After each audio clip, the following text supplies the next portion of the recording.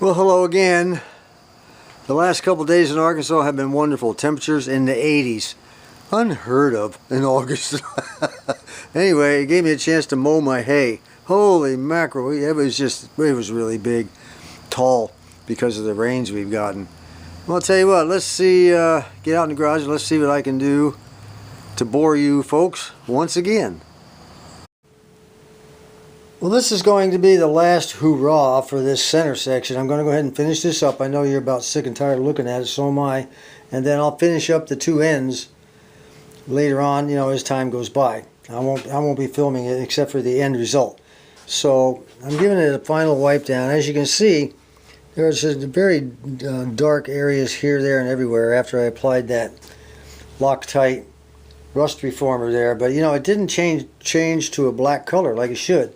The reason being is I guess it's just not enough rust there to give it a major reaction. It's just little dots that, see right there when you zoom in on that, it's just the little dots that turn black, not much at all. So we're going to go ahead and spray it now with a different kind of rust reformer right on top of the Loctite. And it'll be black. It's more of a rust encapsulator more than anything else, I think. And we'll go ahead and spray that, and then when we're done, when that dries overnight, I'll come here tomorrow and put one more coat of paint on there, and I'll show you that when that time comes. It has been 24 hours, and now what I'm going to do is take this rusty metal primer. It says use on heavily rusted metal. Well, I really don't have heavily rusted metal anymore, but it's still going to go on there. Johnny U told me about this stuff, our northern Yankee up in Arkansas, and he said that his son has a camper, a big old camper, and he said his son just took this stuff here. From what I understand him to say, he didn't do any preparation. He just sprayed it right over the top of the heavily rust, like you would see right there. And he said he just laid it on there, and it's been years, and it's still no rust coming through.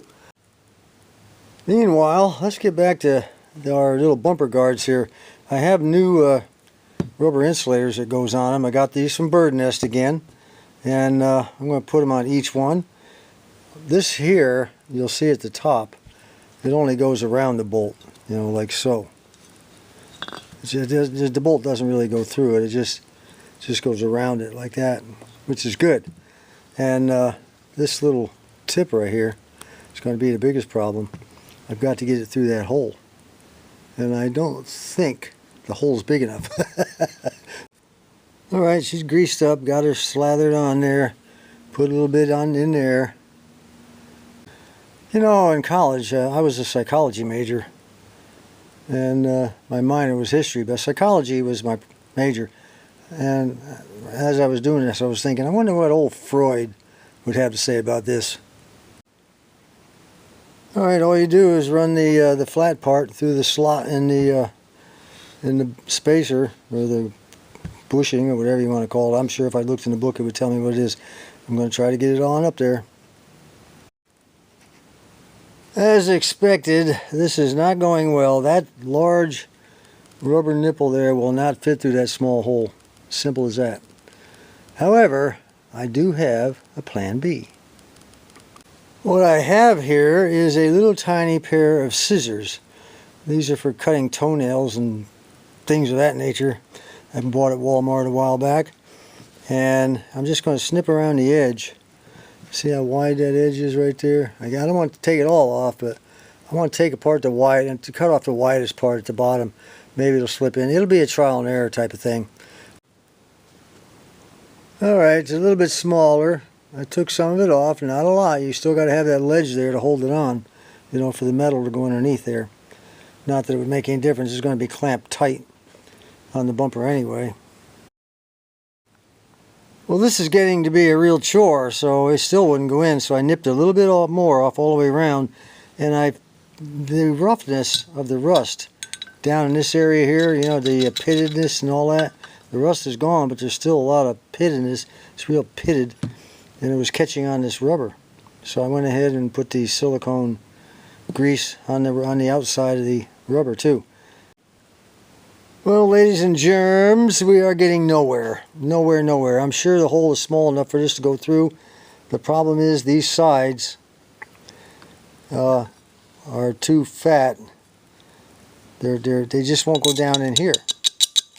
So what do we do? What do we do? Well, part of our problem is this thing has been bent.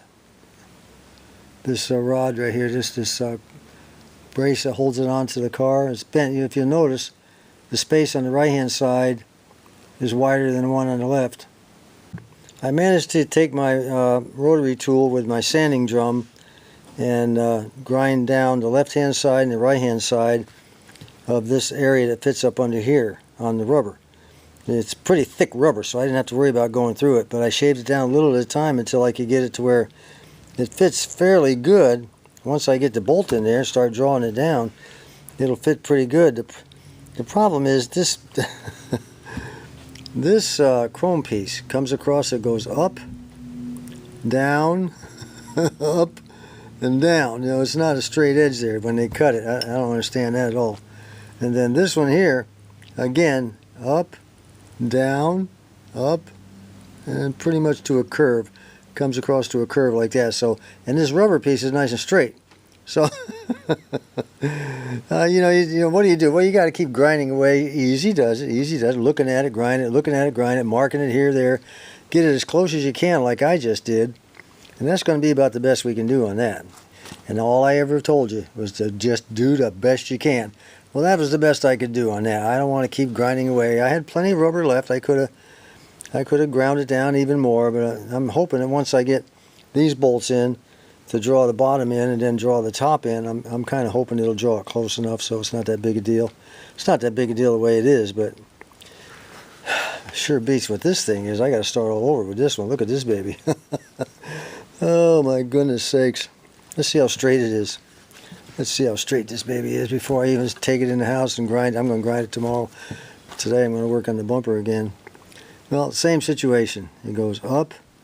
There's some clarity here. It goes up, down, up, over to a curve, to here. Again, not straight. And this one here, yeah, this is really pronounced. Up, down, up, down. Can you see that? It's just not straight. One more thing on this. I was going to stop, but I got one more thing I have to cover. I've gone ahead and taken the wire brush and wire brushed all of the rust off as far as I could get, all the way down, you know, as much as I could do. Now, one of our good subscribers, Daryl, he said, John, why don't you mix this gel here with a little bit of the regular Evapor-Rust liquid and then apply it and see if that makes any difference. Alright, I think I'll just put a little bit of that in there like that. Alright, this is the consistency I got. It's kind of runny. It's a little bit thick, but at the same time it's runny. This ought to be fun. I'm really looking forward to trying this. Wouldn't that be neat if it worked?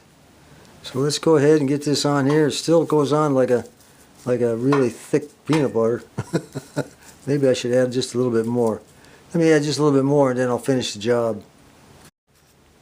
Alright, we'll be back in about 90 minutes or so and we'll take a look at it. Well, it's been about 90 minutes and it's turned black over here, or at least a dark gray. Over here it hasn't done anything, so probably because it all dripped down is in the bottom edge right here. I guess I thinned it a little bit too much, but I'm more interested to see what it'll do on the stuff where it's not dripped. And so far, not much. Let's wipe it down with water. Well, as you can see, nothing happened, basically. So, I just dried it all up, washed it all up. We had zero effect, actually. So I guess the only conclusion we can draw on that is Daryl is now a member of the Ron C. Sucky Idea Club. You know, Scott Johnson at one time was a member of the Ron C. Sucky Idea Club, but he got redemption. He figured out how to do that. And he's no longer a member, so Ron, he's been lingering out there in the Netherlands Sucky Idea area for many years all by himself. Congratulations, Ron, you got yourself a partner. Well, that's about it for this video. Between now and the next video, I'll have all of this de-rusted and painted. I'm not going to paint it with the Wimbledon white. It's too expensive. I'll just go ahead and prime it and then undercoat it. Then I'm going to have to clean up this rust and, you know, this kind of stuff here. It won't take but a few minutes. This over here will have to be painted up a little bit and de-rusted. I'll try to get all that done by the next video. So until next time, this is John.